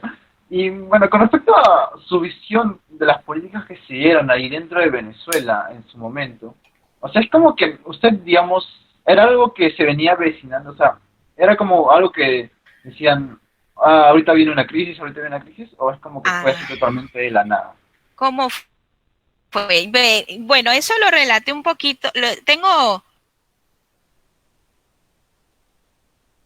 la oportunidad en el mes de marzo, era un concurso, ¿no?, de escritura de ensayo, había dos categorías, uno era la parte testimonial, es decir, vivencias de venezolanos para hacerlo de forma escrita, ¿no? Y la otra categoría era ensayos académicos sobre el fenómeno de la migración venezolana. Entonces yo decidí participar, pero bajo el ensayo académico, no participé bajo el testimonio. Bueno, porque yo también pues soy testimonio vivo de la integración y mi ensayo trató de reflejar en esas poquitas páginas, eran 15 páginas, para reflejar todo un fenómeno de la migración que se dio en Venezuela, tratar de hacer ver algo y la otra parte cuáles son los puntos de integración, ¿no? Entonces, ¿qué fue lo que pasó en Venezuela? Bueno, obviamente es mi visión, ojo con esto, acá el que me escucha, estoy hablando desde mi mirada vivencial, pero el otro que me escucha, no, eso es mentira, usted lo vivió de manera distinta, se respeta. Esto al principio, obviamente nadie imaginaba que íbamos a llegar a una crisis de esto. Es decir, no se pensaba que iba a ser así. ¿Qué error quizás tuvimos? Uno de los errores, porque tenemos muchos factores. Para hablar de la crisis venezolana hay que tener mucho cuidado, porque no es todo lo que se publique. Hay factores internos y hay factores externos. Entonces, uno de los elementos fue que seguimos con la excesiva dependencia del petróleo. Y esto te da para que seas ejemplo a nivel regional, ¿no? De todos los países de la región, ¿no? Que Tú tienes que diversificarte, ¿no? Y también tienes que buscar otras entradas económicas, porque a veces el tema de la economía de un país se maneja igual que la economía de una casa. Ay, profesora, ¿cómo va usted a decir eso? Por favor, es un país. ¿Qué le pasa? La economía de una casa es muy básica. Ojo, pero es lo mismo. Gastos, reservas de una enfermedad, reservas si tienes esto, y inviertes en la educación del hijo. O sea, hay los mismos elementos básicos económicos, ¿no? Entonces, la excesiva dependencia del petróleo, bueno, nos confiamos, vamos a decir así, y bueno, ahí vemos el desastre, ¿no? Aparte de otros elementos de la corrupción, porque algo que sí nos ha unido a los latinoamericanos ha sido la corrupción. Ahí está Odebrecht. Ha sido lo único que ha podido unir al bloque regional, a los países. Eso sí lo ha unido la corrupción. Entonces, es un tema para reflexionar a nivel ético, ¿no? No nos ha unido otra cosa. No nos ha unido la música, la historia, las necesidades de salir de la pobreza, eso no nos une la corrupción. Ahí tienes para que descifres el sujeto histórico latinoamericano, ¿no? Ese es uno, ¿no? Entonces hay muchos elementos a nivel interno, sociales, políticos, económicos, que se conjugaron. Entonces no pensábamos que íbamos a terminar así, pero sí después empezamos a ver indicios de esto. Es decir, se empezaron a dar pistas, ¿no? Por ejemplo. Entonces, cuando empezó el control cambiario, ya por ahí, ya el empresario no le gustó esto, ¿no? Muchas empresas empezaron a ir del país, ¿no? Entonces, no se supo manejar el conflicto entre empresa y Estado. Y eso es terrible. Eso es terrible, cosa que lo ha hecho muy bien, por ejemplo, Uruguay, ¿no? Ha sabido manejar muy bien quién es quién, el Estado y la empresa, ¿no? Y qué labor debe ocupar, hasta qué punto debe intervenir y hasta qué punto no. Nosotros no pudimos manejar ese tema, aparte de otros aspectos que hubo, ¿no? Que se involucraron, aspectos sociales, culturales, internos del país. Bueno, entonces, cuando empezaron a dar el tema de los indicios, ya empezaste a notar el salario, ya no te alcanzaba, y ya empezaste a saber otras cosas a nivel social que no era. Entonces dijiste, esto en unos añitos se va a poner muy mal, ¿no? Ojo. Pero siempre hay ese pensamiento de que no puede ser peor. Es decir, no, eso no nos va a pasar a nosotros, somos un país rico, porque nosotros somos un país rico, ¿ah? En recursos, Perú, Venezuela y Colombia son los países megadiversos de Latinoamérica. Hay de todo, hay tanto a nivel geográfico, todos los climas, todo, bueno, potencial turístico, educación, o sea, hay de todas las maravillas para vivir ricos, ¿no? Pero no, vivimos pobres, ¿no? Qué cosas, ¿no? Entonces, bueno, la situación es que cuando se empezaron a ver los indicios, nosotros como profesores universitarios sí empezamos a hacer proyecciones. Incluso se empezó a publicar artículos de opinión, ¿no? Y se empezó a hacer círculos en este caso. Entonces la universidad también se volvió un espacio ambivalente, es decir, el profesor que denunciaba también era también sometido, o estás en contra o estás en favor. Esto nos han conducido, el tema de la política es un tema bastante interesante, ¿no? Porque siempre busca estos extremos, o estás conmigo o estás en contra, y esto viene de ambas partes, de derecha e izquierda, y eso no es así. Eso no es así. Siempre hay que buscar los matices. Entonces, bueno, eso se dio en Venezuela, lamentándolo mucho. Se creó dos bloques, el oficialismo y el opositor, y ahí empezó la guerra. Una guerra interna, ¿no? Es una guerra interna porque familias se han separado, familias que llegaron al punto que decía, oye, si has votado por este gobierno, no entras a esta casa. Entonces, eso se dio. O si había paros en la universidad, por ejemplo, paros de los profesores universitarios, nos detenemos, no.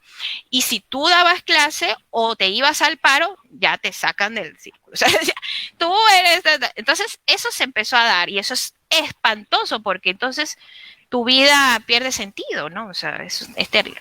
Entonces, bueno, empezamos a vecinar eso, toda esa crisis a nivel... Y después, bueno, obviamente, el tema económico ya de frente, ¿no?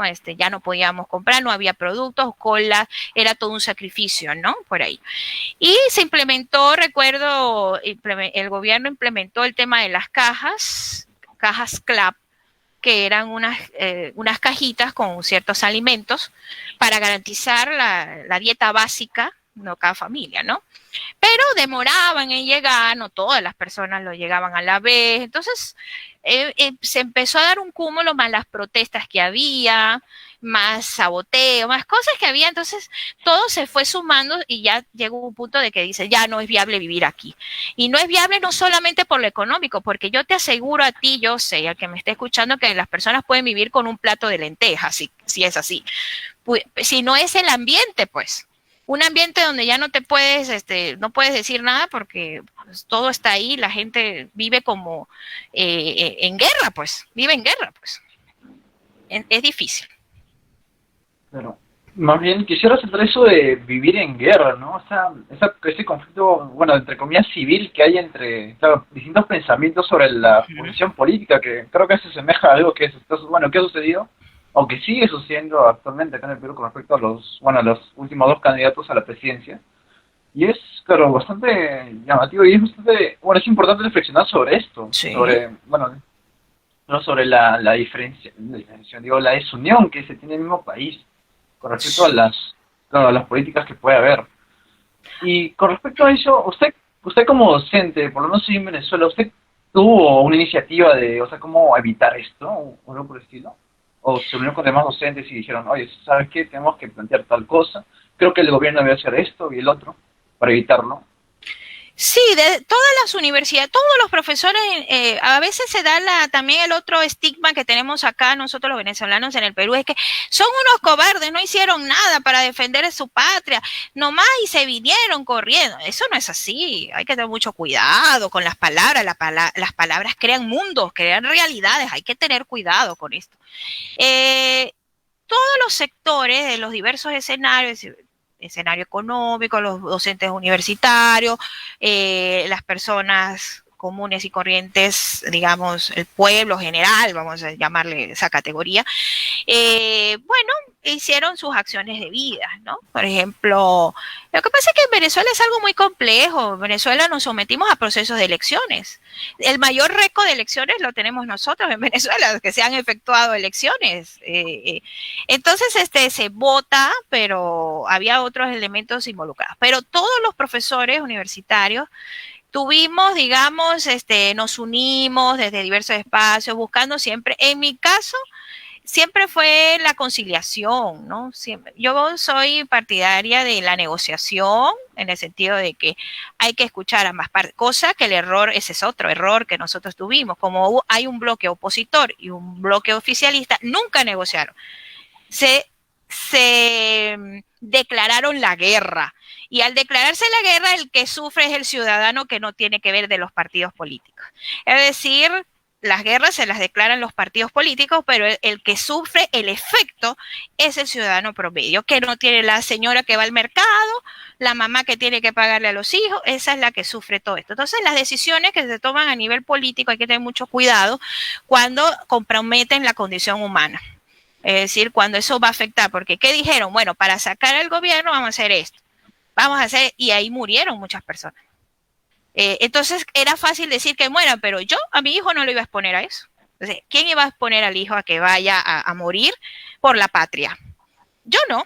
Entonces, ni así muchas, bueno, entonces se vio eso como que, bueno, si no vas y no incentivas a tus hijos a que vayan a marchar, entonces estás en favor del gobierno. No, nada de eso. ¿Eh? Entonces, mira, hay que tener mucho cuidado. No es igual estar arriba tomando decisiones estratégicas y vivirlo abajo, es decir, donde se está dando a nivel directo contacto con la realidad. Hay que tener mucho cuidado con esto. Claro, más bien es porque usted tiene razón, pues no puede simplemente sacrificar, o bueno, poner en peligro a su hijo. Estamos, claro, hay un punto que la gente ignora o que no, Sí. no hacer caso o hacer omisión sobre ese punto. Y más bien quisiera preguntarle con respecto a eso.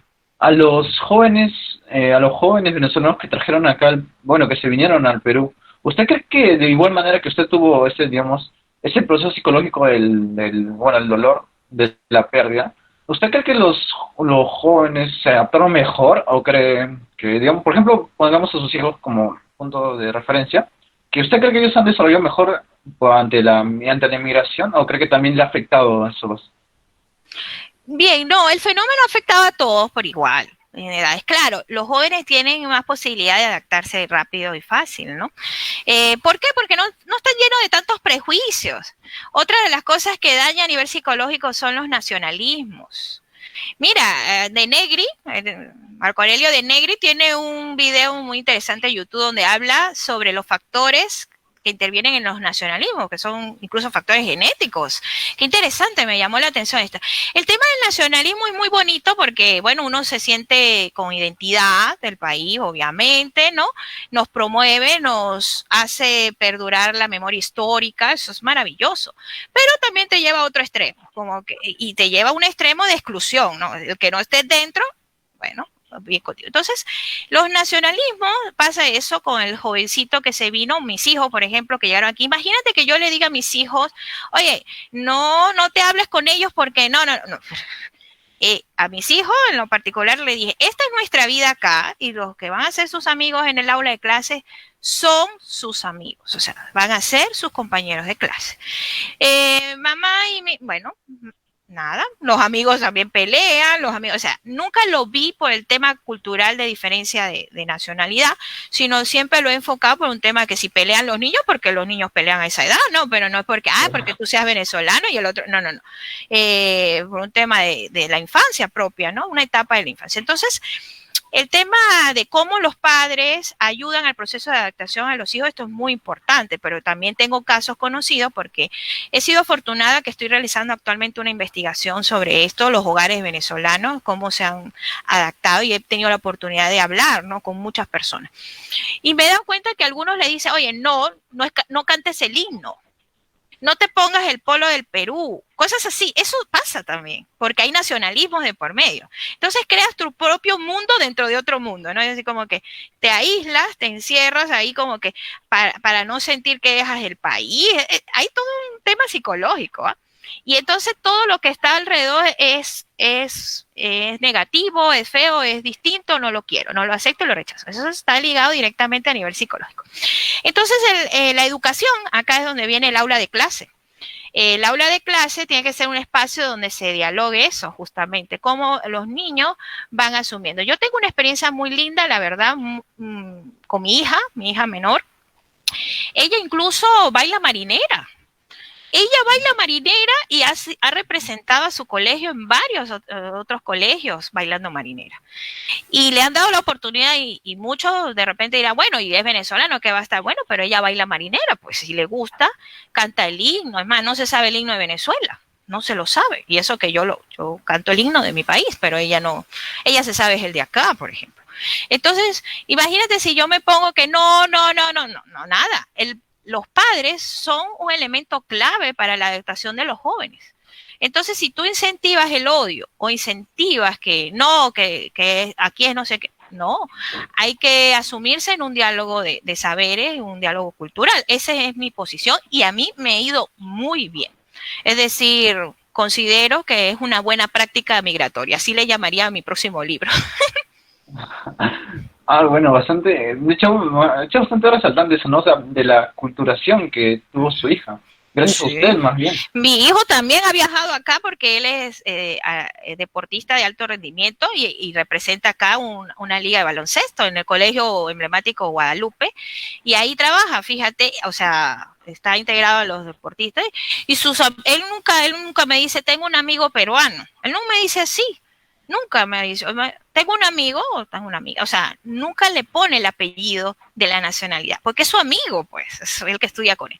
Entonces él ha viajado, ¿no? Ha ido a Trujillo, a Guaral, a eso, representando y no va como venezolano, va como liga del Perú.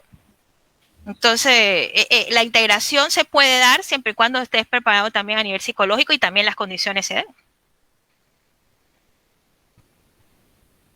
Claro, bastante, claro, de hecho eso es creo algo que bastante importante resaltar, eso de acostumbrarse al lugar donde estás yendo, también la asimilación de los nuevos, bueno, de las culturas, de los deportes, etcétera, que, bueno, que claro, que se pueden vivir, ¿no? Las experiencias nuevas, también el hecho de traer o sea, bueno, mantener ciertas de sus culturas acá en el Perú, por ejemplo, digamos, la creación de las comidas, ¿no? Como bueno, las arepas que aún se mantienen acá. De hecho, bien acá en el Perú es más común ver arepas ahora. Sí, bombas, me han dicho, ¿no? Bombas que comen. Sí, Bombas, claro. tisanas, comían, bueno, y nosotros también, yo aquí ya, bueno, yo ya incorporé unos platos que es el arroz con pollo, como lo hacen acá, bueno, a mí me fascina. Yo no pensar en el arroz con pollo verde, ay, me derrito, me da. El arroz con pollo, la pachamanca, me encanta. Es que hay tanta riqueza de plato. Hay de verdad que otros que me han hecho daño, me han chocado un poco. Bueno, pues es un tema de salud, ¿no?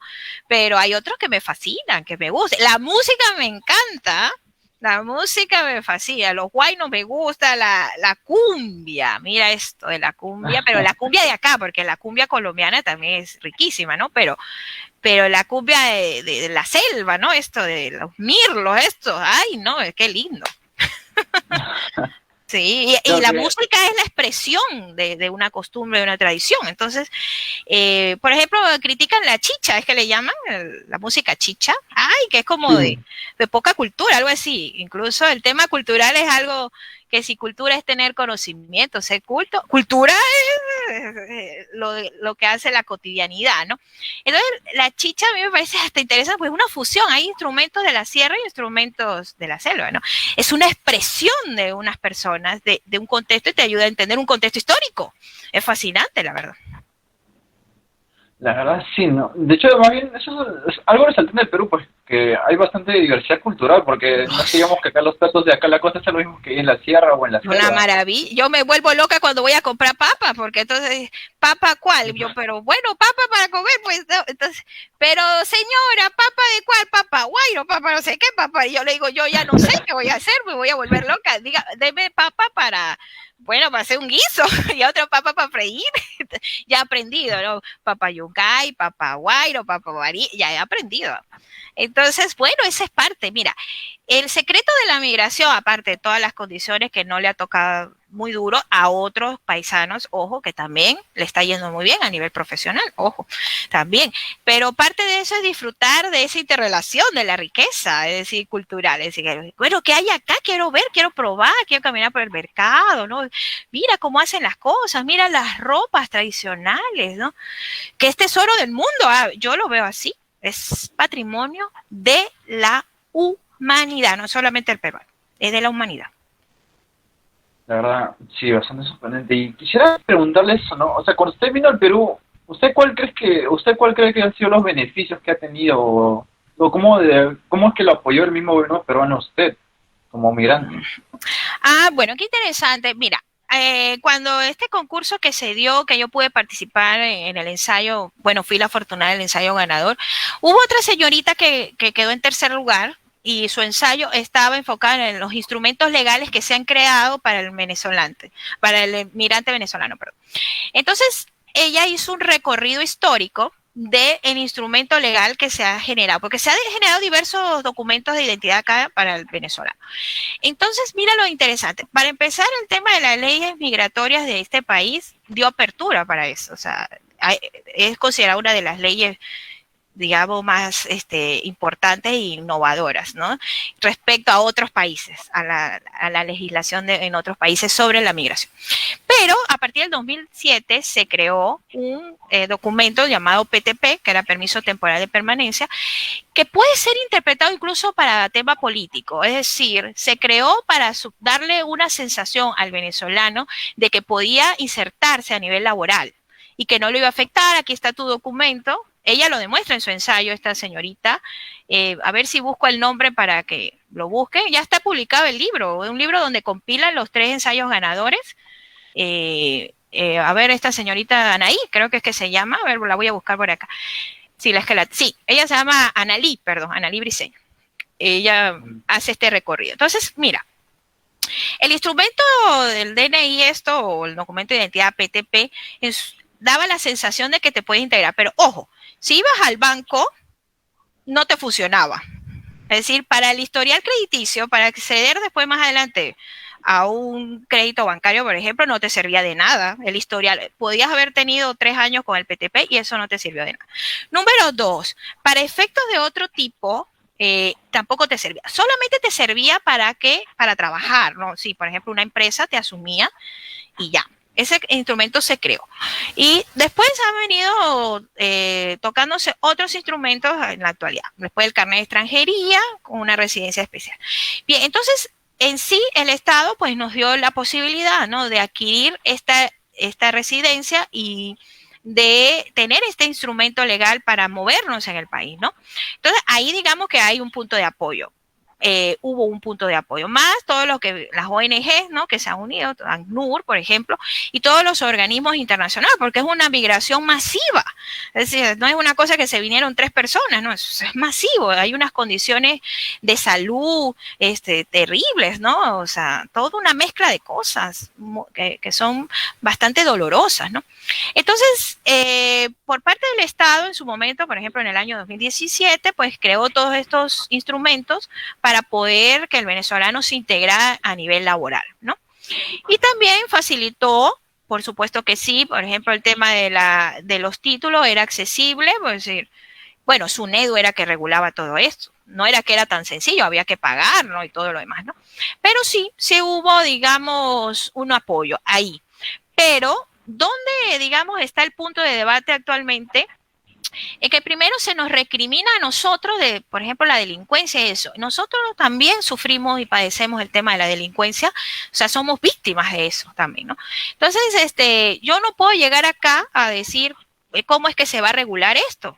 Tienen que crear los mecanismos de regulación, pero es muy delicado esa línea porque ya se pasa al tema de los derechos humanos, ¿no? Hasta qué punto tú le dices a una persona que puede ingresar o no bajo condiciones. Entonces, mira, es todo, necesita una mesa de diálogo y una mesa de un equipo multidisciplinario, desde diversas perspectivas, ¿no? Desde las ciencias sociales y humanas, pero también a nivel económico, el impacto y todo esto, ¿no? Pero definitivamente que sí hubo una apertura por parte del Estado en el año 2017, cuando se inicia esta masificación, ¿no? Y pues ha ido variando, ¿no? Ahora hay otros mecanismos, hay otros requisitos, ya por ejemplo de manera legal no puede ingresar cualquier persona, se necesita una visa, por ejemplo, ¿no? Y bueno, hay otras medidas y controles. Pero sí hubo, por supuesto, una ayuda. Ahora, hubo esta ayuda, pero el tema de, oye, porque una cosa, y esto se estudia a nivel de las migraciones, una cosa es que te den apertura al país y otra cosa es que te ayuden también a insertarte, por ejemplo, ver. Y hubo, recuerdo, también en el año 2017-2018, que hubo campañas donde, por ejemplo, decía, ya, usted es venezolano, ¿qué sabe hacer? Esto se coordinó por el ACNUR, ¿no?, que es la ONG. Bueno, yo tengo título de esto, esto y esto y sé hacer esto. ¿Se puede ir para las provincias a trabajar donde hay dificultades? Sí, sí se puede y mucha gente aprovechó esos espacios y se fue. Actualmente está en provincias, ¿no? Pero otras personas no pudieron beneficiarse de esto. La verdad, bueno, muchas gracias por esa experiencia, profesora. De hecho, hay varias cosas que yo no creo que es esencial no verlas, porque son, al fin y al cabo son políticas peruanas que creo que no solamente se aplican para los venezolanos, sino también para los colombianos, bolivianos, etcétera, de demás extranjeros que vienen acá al Perú. Y claro, con las ansias esas de emprender, de desarrollarse, Sí, claro, de desarrollarse, continuar con su especialización acá en el Perú para desarrollar una vida acá nueva. así Y es es. con eso, ya, bueno, es con eso que quisiera preguntarle también, ¿usted como recomendación a sus compatriotas venezolanos que tal vez nuevamente estén viniendo acá al Perú, o tal vez no, o sea, por primera vez estén viniendo acá al Perú, o sea, cuál es una recomendación que haría con respecto a ello? Bueno, primero, a ver, el tema no es nada más título y preparación. Mira, de mis compatriotas, la mayoría, si buscas el registro estadístico de migraciones, te das cuenta que la mayoría, no estoy hablando todos, ¿no?, la mayoría viene preparado, viene con títulos profesionales, incluso con maestría, y los consigues en Gamarra vendiendo, ¿no? Y hace poco vi un reportaje, justamente como estoy investigando al respecto, había un chico que tenía especialidad en derecho, ¿no? Y todo, y estaba vendiendo ropa, ¿no? Esto también pasa, obviamente, ¿no? Pero, ¿cuál es mi recomendación? Primero, que no es nada más título. Ah, tengo el título y me voy a X país, o venirse acá al Perú, por ejemplo. No, sino implica digamos, unos elementos que involucran el aspecto psicológico y emocional. Es decir, saber que vas a ir a otro país implica que lo debes respetar. Esto es importante, o sea, que debes respetar su idiosincrasia y que debes respetar también y comprenderlos. Por ahí a veces, de repente hay críticas. Yo les digo no tengo, bueno, hablo con mis compatriotas. Ahora no tengo tiempo, ¿no? Vivo trabajando en esas cosas. Pero antes conversaba. Oye, hay que entender cosas internas del país, movilizaciones o desplazamientos internos del país que son producto de problemas políticos que vivieron el Perú en ciertos años, por ejemplo, desplazamientos, zonas, todavía hay asentamientos humanos que son producto de eso. ¿No? Y que también el Perú pues tiene problemas sociales marcados, muy marcados. Entonces, es necesario no solamente el título para venir al Perú, también necesitas tener disposición a conocer, a comprender la cultura, a integrarte, a ser receptivo, no a imponer lo que tú, es decir, ay, yo voy a llegar para que coman arepa. No, más bien, ¿por qué no llego y como pachamanca o ceviche? ¿No? O sea, es al contrario, el enfoque es al contrario. Y después si el peruano te dice, ¿cómo es que hace arepas? Pues tú le dices, ¿cómo es que hace arepas? ¿No? Pero ese enfoque es necesario para poderse integrar. Entonces, el que quiera venirse a este país o a cualquier otro, tiene que buscar estrategias de integración. Y la mejor estrategia que hay es ser buena persona, es decir, respetar, disfrutar esa es la interculturalidad. La interculturalidad no es nada más el diálogo con los pueblos originarios, no, es diálogos de distintas culturas. Entonces, tener ese enfoque intercultural, buscar fusiones, no buscar los desencuentros, lo que nos hace opuestos, sino buscar lo que nos puede unir.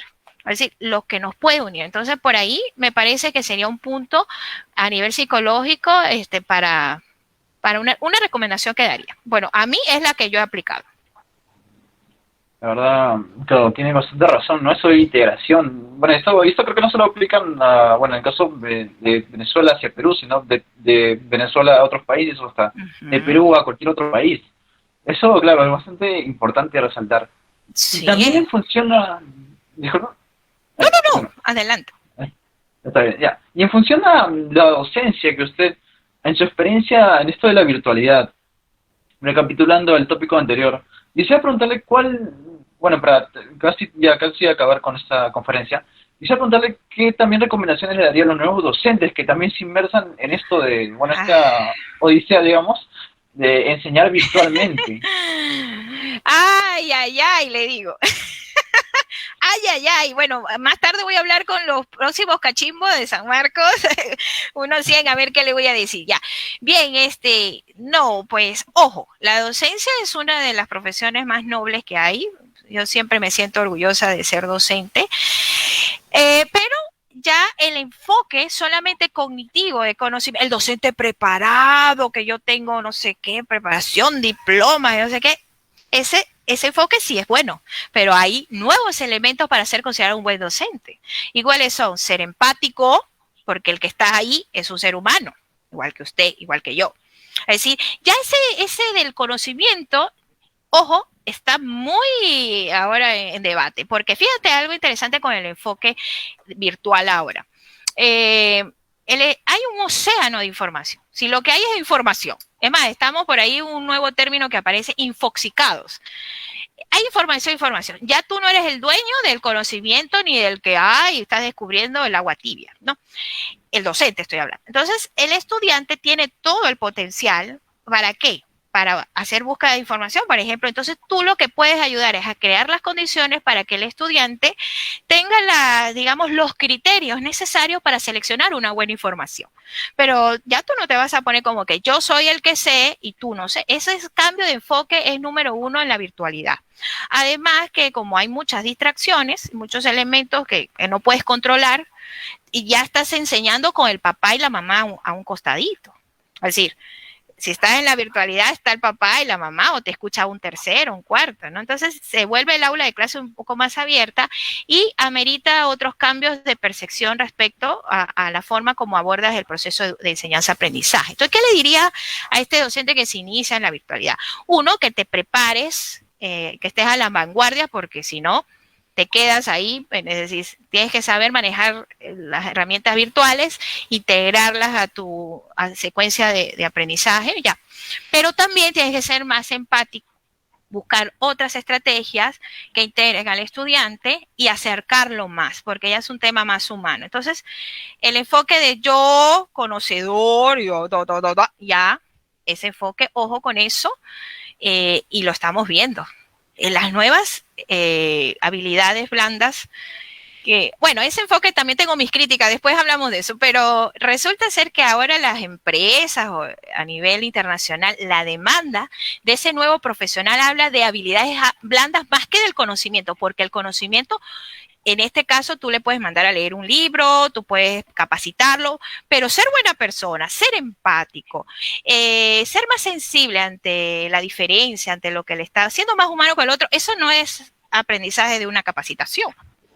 Entonces, el nuevo docente que se va a formar en las aulas de clase tiene que ser un docente integral, que valore lo cognitivo, el conocimiento, pero que valore también las habilidades que tiene el estudiante para interrelacionar, para respetar el otro. Es decir, que el aula de clase es un espacio político y ético.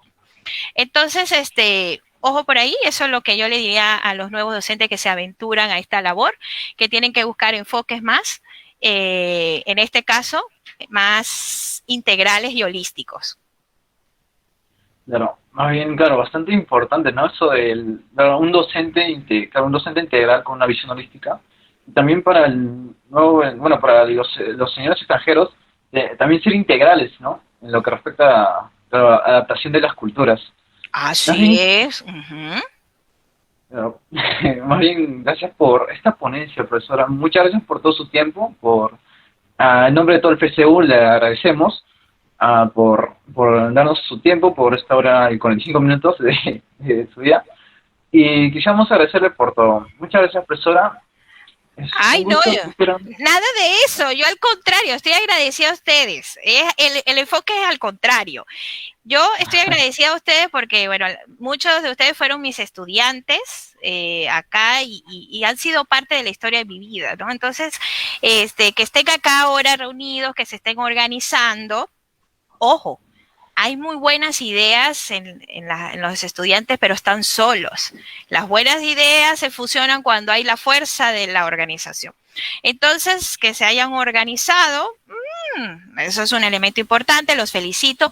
Que necesiten ver las distintas aristas de un fenómeno, los felicito también. Están representando a San Marcos. De verdad que sí, porque esa es la idea, ¿no? El pensamiento crítico, el enfoque en este caso. Y que estamos en un constante aprender y reaprender.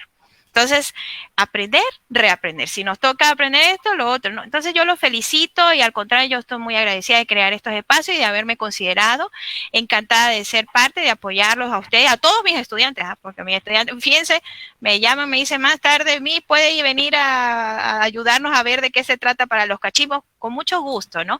Con mucho gusto porque son mis estudiantes y el motor de mi profesión y que les agradezco también la acogida que me han dado, ¿no? Es decir, conmigo yo no he tenido problemas con ningún estudiante, al contrario, le agradezco mucho la apertura, ¿no? La apertura para poder entablar un diálogo y un proceso de enseñanza-aprendizaje satisfactorio.